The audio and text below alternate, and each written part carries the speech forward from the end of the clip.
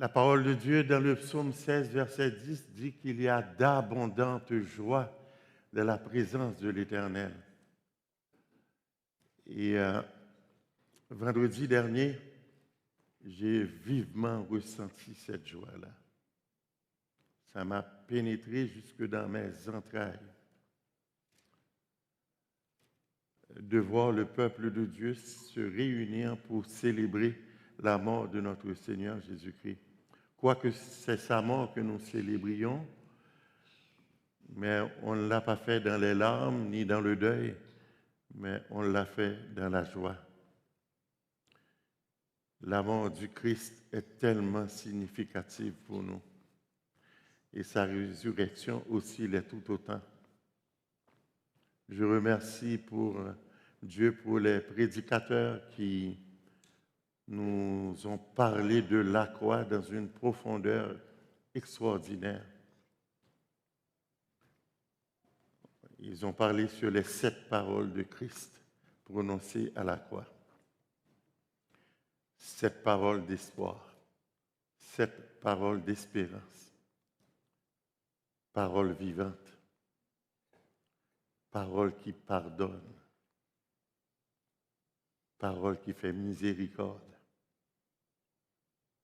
paroles de douleur, paroles de souffrance, mais aussi paroles de victoire et de triomphe, paroles testamentaires. Aujourd'hui, on va relater ensemble les événements entourant la mort de notre Seigneur Jésus-Christ, quelques événements pour pouvoir cibler quelque chose à dire, parce que vous comprenez que c'est trop large pour faire un partage comme ça aujourd'hui. Premièrement, on peut parler de l'ouverture du tombeau. Comme Félix l'a dit tantôt, il y a 3 étapes à cette ouverture du tombeau. La première, c'est un tremblement de terre. C'est le deuxième en l'espace de 3 jours, puisqu'il y avait aussi un tremblement de terre à la mort du Seigneur. La deuxième étape, un ange du ciel vient rouler la pierre. La troisième étape, c'est qu'il y avait une garde romaine, des soldats qui avaient l'autorité d'empêcher à quiconque de faire rouler la pierre. Mais ils n'avaient pas l'autorité et ni la puissance pour empêcher un ange du ciel de rouler la pierre. Dieu respecte l'homme dans les plus petits détails. Il n'a pas envoyé une armée humaine. Il n'a pas voulu se soulever contre l'autorité qui était en place, même si cette autorité s'était imposée par la force. Il n'a envoyé aucun être humain pour le faire. Mais cette autorité-là, qui était ici-bas, n'avait aucune autorité sous le ciel. Il envoie un ange du ciel. Il y a eu l'arrivée des femmes dans le jardin. Les femmes s'étaient divisées en 2 groupes. Marie Magdala était partie seule. Elle est arrivée en premier. Et ces femmes-là avaient une grande affection pour le Seigneur. Mais elles sont parties dans le tombeau non parce qu'ils voulaient assister à la résurrection. Elles ne croyaient pas à la résurrection du Seigneur. Elles se demandaient, mais qui va pouvoir nous aider à passer par là, qui va rouler la pierre? Leur but, c'était d'aller embaumer le corps du Seigneur, parce qu'ils ne croyaient pas, elles ne croyaient pas qu'il était ressuscité. Elles voulaient donner des soins à un corps mort. C'était pour embaumer le corps du Seigneur et non pas pour le voir ressusciter. lorsque Marie de Magdala arrive, eh bien, elle voit que la pierre a été poussée. Le tombeau est vide. Elle n'a pas eu le temps, elle est partie avant de parler aux anges. Elle est toujours triste. Après ça, il va arriver l'arrivée des autres femmes qui vont voir deux anges. Mais la conversation va se faire avec seulement un ange. Et l'ange va lui dire, il n'est point ici, il est ressuscité. Et Luc va rapporter plus encore la conversation. Il dit, pourquoi cherchez-vous parmi les morts celui qui est vivant? Il l'avait dit. Il l'avait dit qu'il allait souffrir, qu'il allait être crucifié et qu'il allait ressusciter aussi. Vous savez, dans certaines occasions ou dans certains moments de la vie où ce qu'on est perplexe, où on ne sait pas trop quoi faire, même dans les moments de litige ou dans les moments de conflit, il est bon que quelqu'un vienne nous dire, souviens-toi, qu'est-ce que le Seigneur a dit. L'ange a dit exactement la parole à propos, la parole que ces femmes devaient entendre. Ces femmes étaient décentrées. Il les a recentrées sur la parole du Christ. Souviens-toi, qu'est-ce qu'il avait dit? Effectivement, Marie va retourner dans le jardin. Et là, elle va voir deux anges qui vont s'approcher d'elle. Elle pleurait. Les anges lui dirent, mais pourquoi tu pleures? Et finalement, vient celui que son cœur aimait tellement, son maître, Jésus-Christ. Elle n'avait pas encore reconnu le Seigneur. Et le Seigneur, d'un ton familier, va lui dire son nom, Marie. Et là, elle reconnaît la voix de son berger. Elle a voulu le prendre dans ses bras, s'accrocher à elle. Le Seigneur dit non, non, non, pas tout de suite. Ne me touche pas, en d'autres termes, ne me retiens pas. Je ne suis pas encore monté au ciel. J'aimerais qu'on lise ensemble la première lecture de ce que Jésus-Christ va dire à la première personne qu'il a vue ressusciter.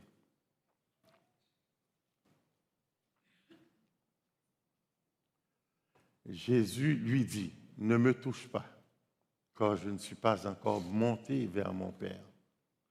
Mais va trouver mes frères et dis-leur que je monte vers mon Père et votre Père, vers mon Dieu et votre Dieu.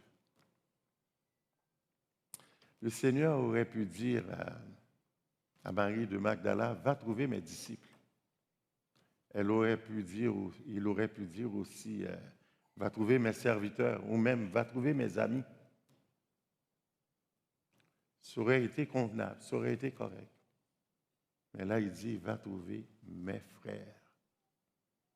La résurrection établit un nouveau lien maintenant entre les croyants et Jésus-Christ. Jésus-Christ appelle les croyants ses frères. Et c'est la raison pour laquelle nous aussi, nous pouvons l'appeler notre frère. On n'aurait pas pu l'appeler ainsi si lui ne nous appelle pas le premier ainsi. Effectivement, Marie de Magdala va faire le rapport et devinez quoi? On ne l'a pas cru.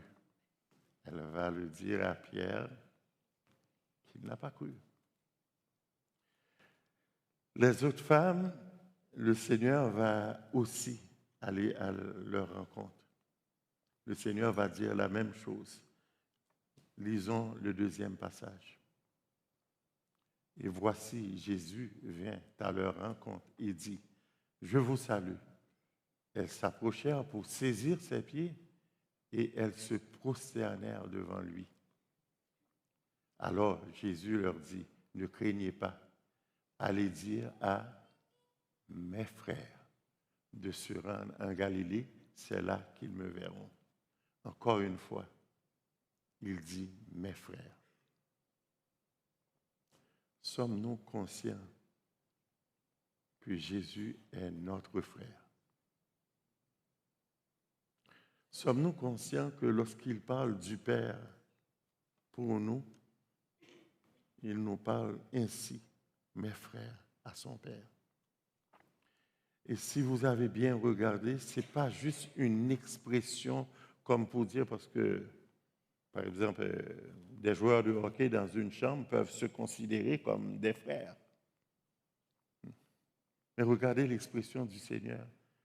Va dire que je suis allé vers mon Père et votre Père. Vers mon Dieu et votre Dieu. Il y a une intimité. Et une intimité qui va être présente pour l'éternité. Pour l'éternité, Jésus-Christ sera notre frère. Pour l'éternité, il ne peut nous renier. Écoute, même si mon père serait le pire des criminels, je ne pourrais jamais dire qu'il n'est pas mon père. Et même si, des fois, nous passons à côté, Jésus-Christ ne pourra jamais dire que nous ne sommes pas ses frères. Parce que Dieu nous a adoptés dans sa famille. Votre Dieu est mon Dieu. Mon Père et le vôtre aussi. Quel amour. Pierre et Jean vont s'empresser d'aller voir le tombeau. Et Jean est un petit peu plus jeune, donc il avait plus de gaz que Pierre. Il est arrivé en premier, mais Jean n'est pas entré, il s'est baissé. Et il a vu les bandes qui enroulaient le Seigneur, toujours enroulées. Pierre va apparaître un peu plus tard, il voit les bandes enroulées, et Pierre là se demande, il reste perplexe, il doit se demander qu'est-ce qui se passe. Pierre ne croit pas encore à la résurrection de notre Seigneur. Le Seigneur va se présenter après aux disciples d'Emmaüs. Eux autres, ils croyaient dans le ministère de Jésus-Christ, mais ils n'ont pas cru à la résurrection. Et là, le Seigneur va faire un petit geste, comme notre très honorable pasteur a fait un petit geste avec les enfants. Du chocolat. Et lorsqu'il va prendre le pain, et j'imagine qu'il les regarde, et il fait crac. Là, ils reconnaissent, c'est le Seigneur. Et là, le Seigneur disparaît. Tantôt, ce n'était pas quelque chose d'intime, par sa voix, que Marie de Magdala l'avait reconnu. Et là, c'est par un autre geste intime. Finalement, le Seigneur va se présenter aux autres disciples. Il en manquait un. Et lorsqu'ils ont vu le Seigneur, devinez quoi? Ils ont cru que c'était un fantôme. Là, j'imagine, le Seigneur va dire encore drôle, les autres. C'est la deuxième fois qu'ils me prennent pour un fantôme. Imaginez-vous, les disciples du Seigneur l'ont confondu 2 fois à un fantôme. Vous vous souvenez, lorsqu'il a marché sur l'eau. Et les disciples avaient la trouille, la peur de leur vie. Vous savez, la peur, c'est lorsqu'on est en danger, ou on peut la ressentir lorsqu'on croit qu'on est en danger. Le Seigneur leur avait dit, c'est moi. Pour ça, le Seigneur leur donne un court enseignement que le monde entier oublie. Il dit, un fantôme, ça n'a ni chair ni corps. C'est moi. Et voilà qu'il arrive de nouveau, on le prend pour un fantôme. Vous savez, si quelqu'un me pose la question, Pierre, est-ce que tu crois aux fantômes? Je vais lui dire certainement que oui. Les fantômes, c'est tout simplement des mauvais esprits. Mais si quelqu'un me dit, Pierre, allons dans le coin, il y en a un qui est là, allons le voir. Là, je vais être obligé de dire, tu as peut-être vu quelque chose, mais ce n'était pas un fantôme. Parce que le Seigneur a dit, un fantôme n'a ni corps ni chair. Point final. Oh oui, mais il est peut-être rentré dans un chat. Mais tu as vu un chat.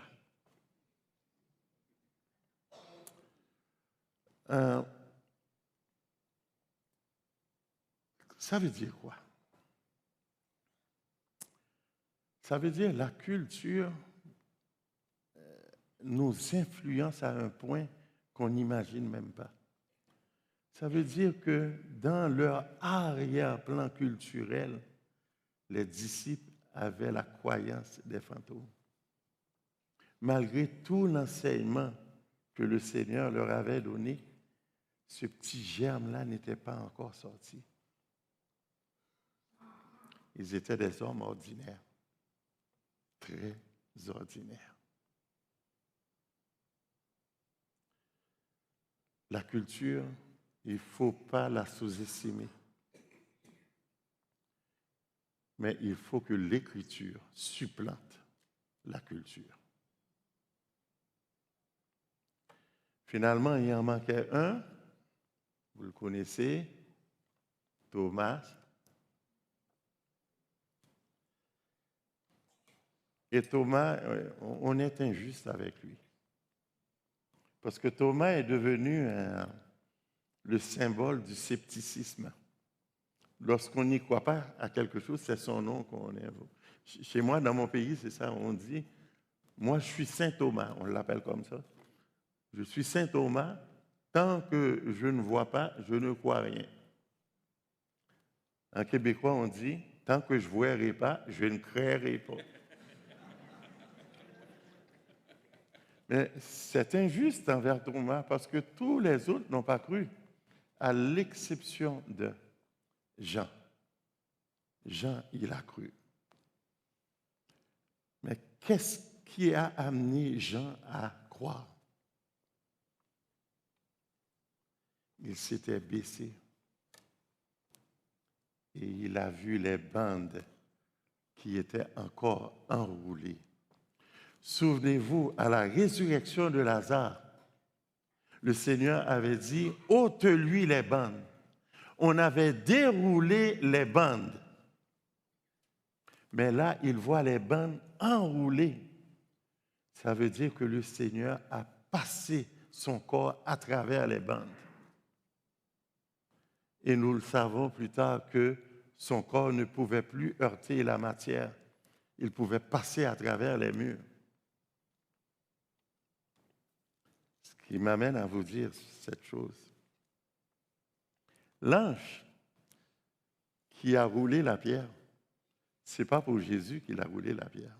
Ce n'est pas pour libérer Jésus du tombeau.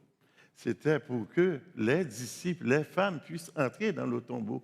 Jésus-Christ n'avait pas besoin que l'ange roule la pierre. Il pouvait lui-même passer à travers la pierre.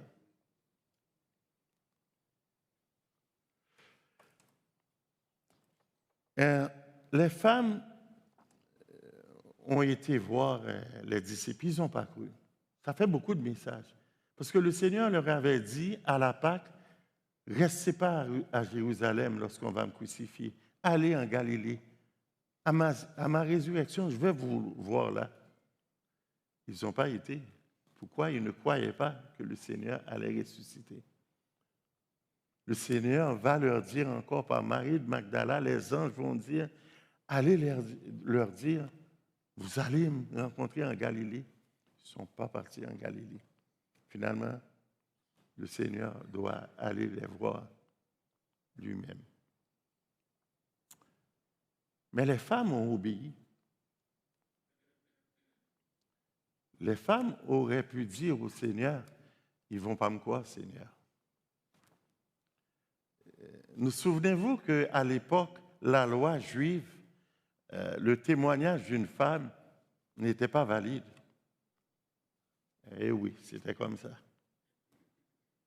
Que le Seigneur envoie une femme, c'était contre la tradition de l'époque. Donc elle aurait pu dire, tu sais très bien, en tant que femme, ils ne vont pas croire en mon témoignage. Ils ont la tête dure, Seigneur, ils ne me croiront pas. Non, elles ont obéi. Et maintenant, si le Seigneur te dit, va dire à mon voisin que je suis ressuscité, qu'allons-lui le dire? Qu'est-ce que nous allons lui dire? On va trouver toutes sortes de défaites. Seigneur, même tes disciples n'ont pas cru en toi. Comment tu veux que mon voisin croie en toi? Après tout près de 2000 ans, comment tu veux qu'il croie? Mais le Seigneur dit, va annoncer mes vertus. Le message de la résurrection, c'est un message qui est nécessaire pour le salut. Il faut croire dans ce message-là. On va lire ensemble Romains 10, verset 9, et nous allons voir que c'est une nécessité de croire que Jésus-Christ est ressuscité. Je lis pour vous.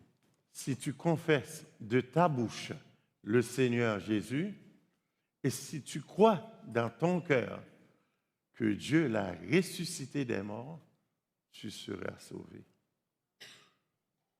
C'est une nécessité. Je sais qu'aujourd'hui, on cherche toutes sortes d'approches parce que le monde est hostile à l'Évangile. Et puis on veut d'abord les rejoindre dans leurs préoccupations, si c'est l'écologie, si c'est la santé mentale, si c'est les soucis de la guerre qui pourraient s'éclater même ici. Bref. Je comprends qu'on essaye d'établir un contact, mais il faut que ça aboutisse à la croix. La croix, c'est un incontournable pour le salut des hommes et des femmes. Si on reste à discuter d'écologie, même s'il y a des choses intéressantes à dire,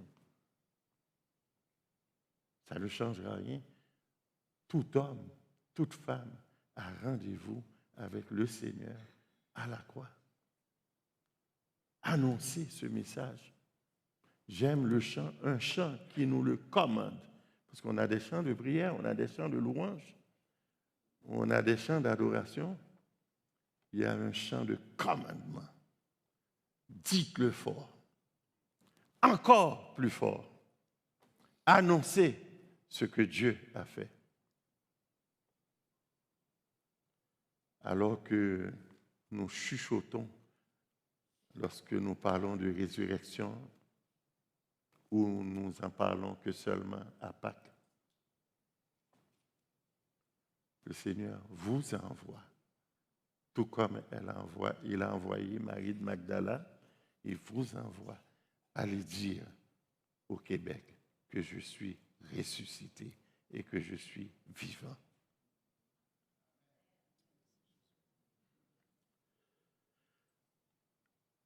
Nous allons le dire à nos enfants, à nos petits-enfants.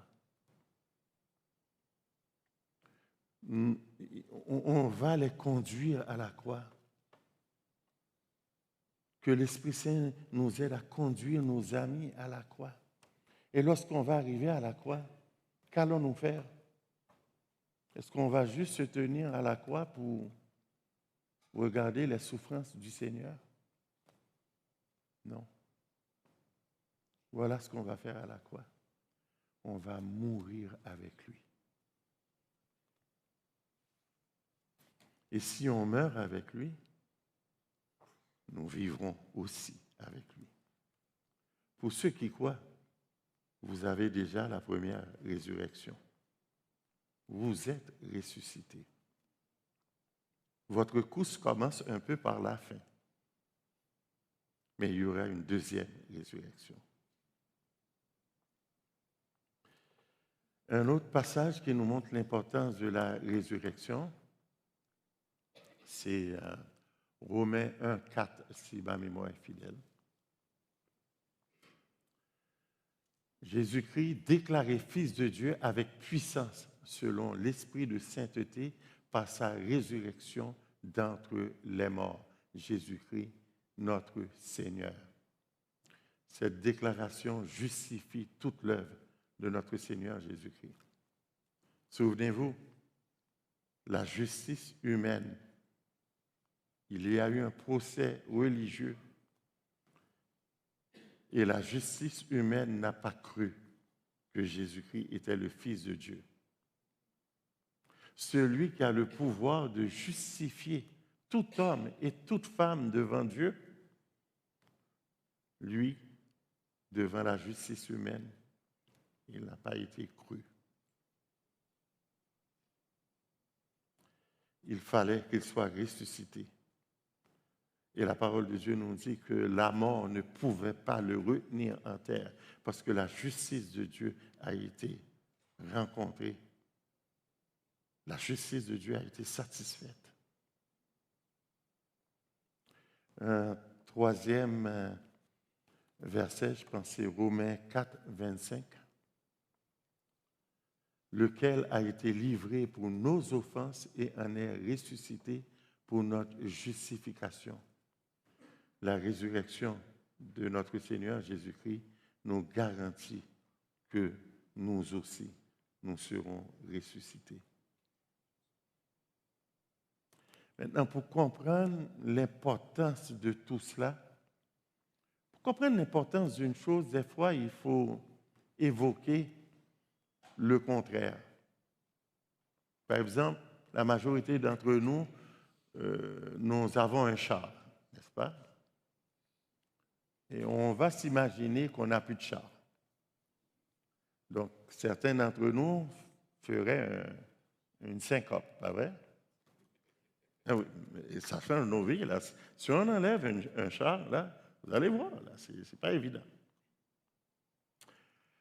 On va changer nos habitudes, prendre le transport en commun. Ça va nous permettre de rencontrer des gens, de jaser un peu. Peut-être faire une lecture d'un livre. Ça va nous permettre de faire des marches un petit peu plus souvent. Donc, ça va contribuer à notre santé. Finalement, ce n'est pas si pire. Mais imaginons que le Christ n'est pas ressuscité. Alors, ça change. Ça change. Paul a imaginé cela aussi. Il dit, si le Christ n'est pas ressuscité,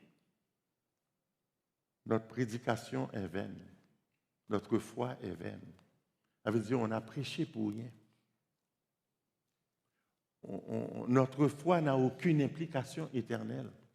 On a chanté pour rien, on a prié pour rien,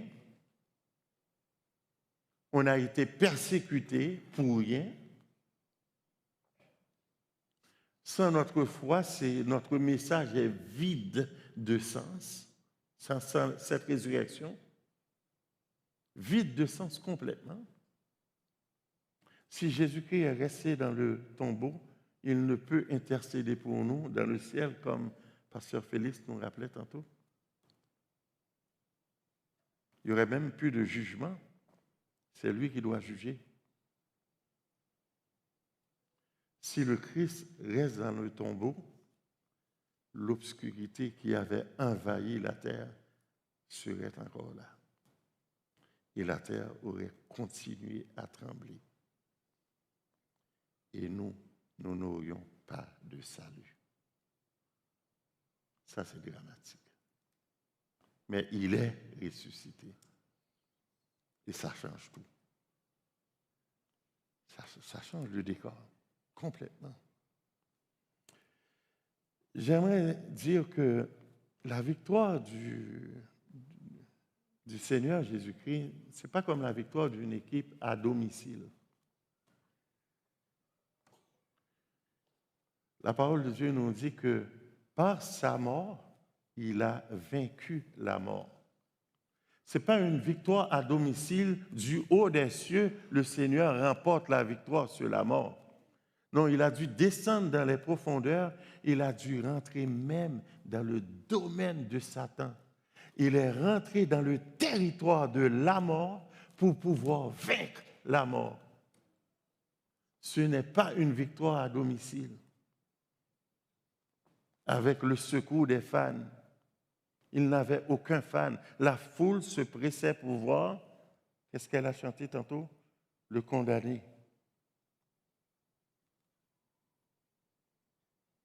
Il est seul.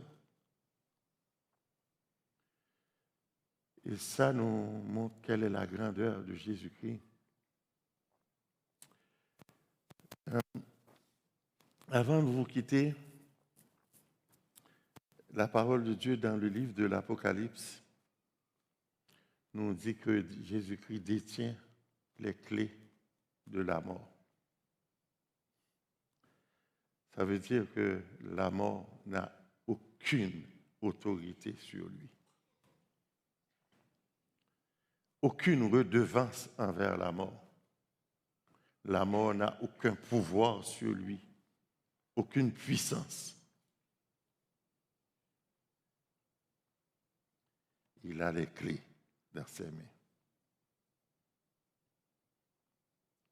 Dites-le fort. Encore plus fort. Allez, annoncez ce que Dieu a fait. Prions le Seigneur. Seigneur, comment te dire merci? C'est dans notre vocabulaire humain, on est limité par ce petit mot merci. Et je suis sûr, Seigneur, lorsque on va se voir dans l'éternité bienheureuse qui commence déjà pour nous, ton peuple, lorsqu'il te dira merci, merci, je suis sûr que tu vas emprunter une expression humaine pour nous dire voyons, de rien du tout, parce que tu es ce Dieu qui est humble. Merci d'avoir descendu dans les profondeurs. Nous ne pouvons même pas, Seigneur, théologiquement expliquer c'est quoi les profondeurs. On a essayé, Seigneur, on n'y arrive pas. Toi seul le sais. Tu as été jusque dans les profondeurs de la souffrance, les profondeurs de la douleur, les profondeurs du rejet. Et tout ça, eh bien, c'est pour qu'on puisse nous trouver une place dans la famille de ton Père. Merci que tu nous as adoptés comme tes frères. Nous sommes tes petits frères, Seigneur. Et merci aussi pour le ministère de Pasteur Jeff qui s'est accompli. Sois glorifié, Seigneur. Dans le précieux nom de Jésus. Amen.